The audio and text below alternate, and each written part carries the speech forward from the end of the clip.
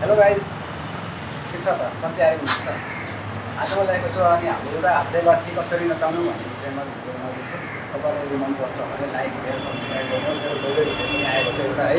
तपाईँहरूले यदि हेर्नु भएको छ भने ठिक छ, कमेन्ट गर्नु होला। हेर्नु भएको छैन भने पनि तपाईँहरू गएर मेरो युट्युब च्यानलमा भरत बिएमएस सर्च गर्नुहोस्। त्यसमा चाहिँ तपाईँहरूले मेरो च्यानलमा आउनुहुन्छ र तपाईँहरू चाहिँ त्यो भिडियो हेर्नुहोस् है।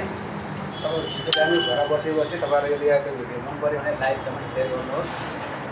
हाम्रो सानो ढिला नगरिकन हामीले चाहिँ एउटा हातले लाठी कसरी हामीले चाहिँ नचाउन सकिन्छ भन्ने विषय चाहिँ म हजुरलाई केही एउटा जानकारी दिन सक्छु। तपाईँ घर बसी पनि एकदम मजाले सजिलो तरिकाले चाहिँ सिक्नुहुन्छ है।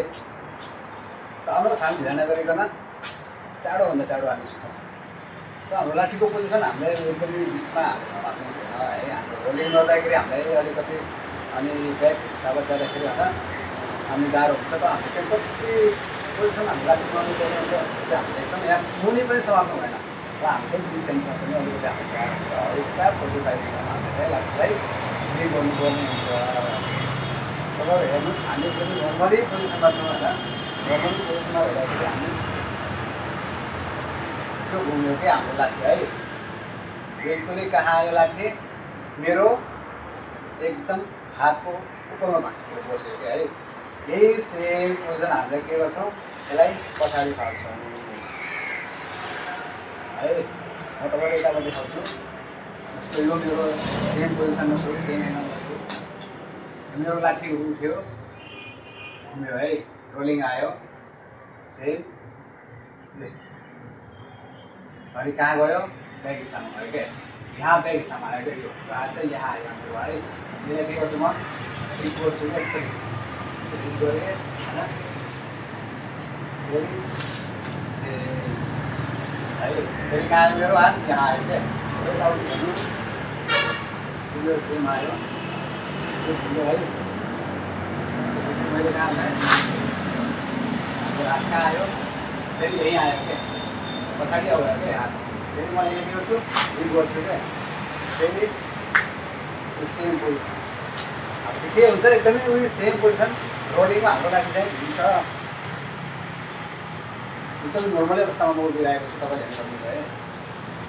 मैले यो लाठी घुम्यो, माथि आयो, त्यसपछि माथिबाट घुमाएर मैले यसरी पछाडि फालेँ। फेरि बरु कहाँ आयो? पछाडिपट्टि आयो। पछाडि हामी चाहिँ के गर्छौँ, यसलाई ठिक गर्छौँ। ठिक गरेर जान्छ हाम्रो फेरि सेम है। हाम्रो चाहिँ एकदमै सेम पोजिसनमा लाठी चाहिँ नाचिरहेको छ। बिस्तारै तपाईँहरू पनि हेर्दै गर्दै जानुहोस्। घरमा बसी मजाले सिक्दै जानुहोस्। तपाईँहरूले बिस्तारै गर्नुपर्ने हुन्छ पहिले होइन। स्पिड गर्छु भन्नुभयो भने तपाईँको चाहिँ चोट लाग्न सक्छ है।